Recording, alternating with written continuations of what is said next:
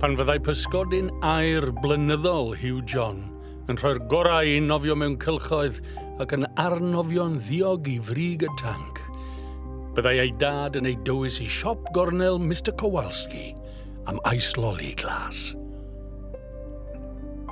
Tueddai i anwybyddu ei anifeiliaid anwes pan oeddent yn fyw, ac felly roedd yn medru mwynhau'r lollipop heb deimlo'n eog am y foment ddarfodedig o lywynydd.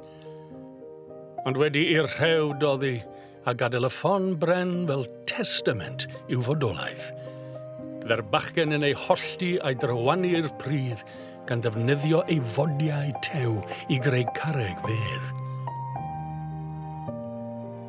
Pan fi farw Molly, fe ddychwelodd Hugh i'r parc i ail-adrodd y ddefod.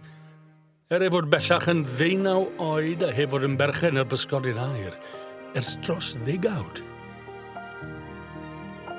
Rhwng ffilmiau, byddai Hugh'n aml yn ymweld â Molly ar y stondin docynnau. Byddai Molly'n cael llen ac yn sleifio Hugh y tu nôl i'r counter i gadw cwmni iddi dros ginio.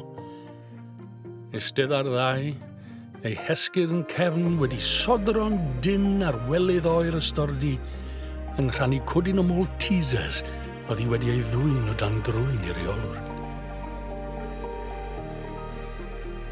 Y bore hwnnw fodd bynnag, pan welodd y ferch a'i gwallt mewn ponytail bler yn sefyll lle safai Molly gynt, nid oedd yn medru ymfalchio yn ei bodolaeth.